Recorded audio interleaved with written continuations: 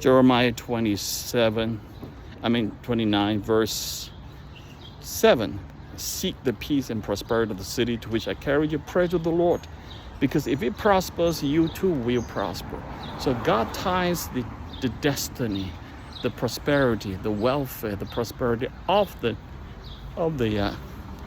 Jews, the Israelite people, nation of Israel, together with the well-being with the shalom, the welfare and the prosperity of the city of Babylon. Did you see that? So that is really important. If the nation of Israel, if we Christians don't bless the city that we live in today, and this city fails to prosper, we fail to prosper too, because our destiny are held together, inadvertently together, whether you like it or not. That's why we have to pray for America. That's why we have to pray for this November elections.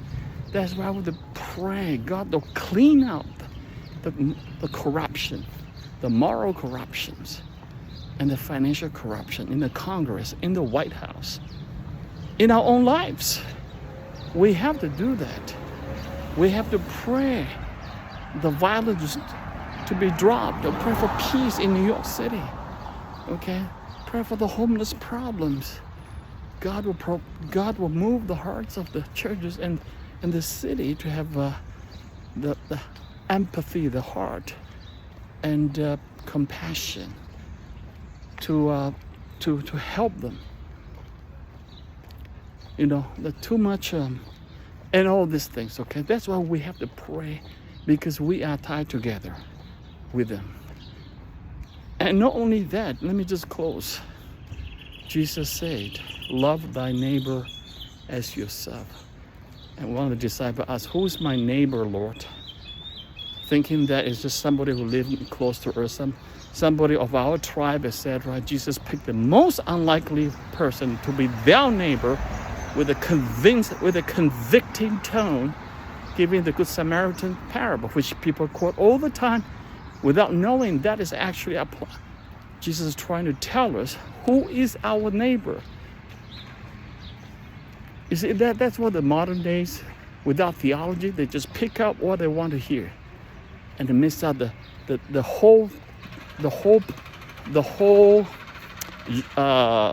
motif of the passage, the whole purpose, the whole theme. The theme is not just a good Samaritan helping being kind-hearted and all this. The theme is Jesus identify who is our neighbor. By doing that, Jesus is saying even those people whom we don't know, whom we don't really relate with, the people whom our tribe looks down, they are our neighbors. My goodness. In the parable, Jesus said, a Jewish man was injured on the road and lie on the road. There's hardly anybody there. A rabbi passed by. A priest passed by and just did nothing. A priest now. This is a rabbi, okay, of the Jewish people. And they are this is a Jew lying on the floor.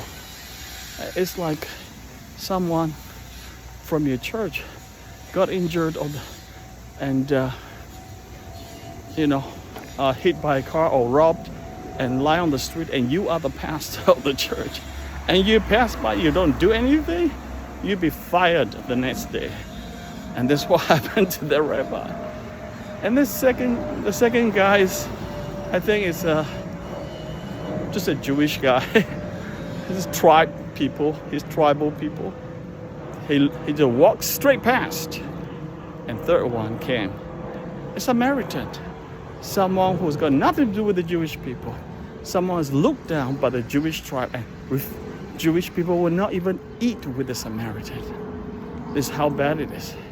And yet it turns out it's that Samaritan have pity on the Jewish injured man on the road, picked him up and brought him to the hotel, washed him and told the hotel, look after him and dress him up and whatever, and give him medication, Whatever the bill is, put it on my tab. When I return, I will pay. I'll settle the bill.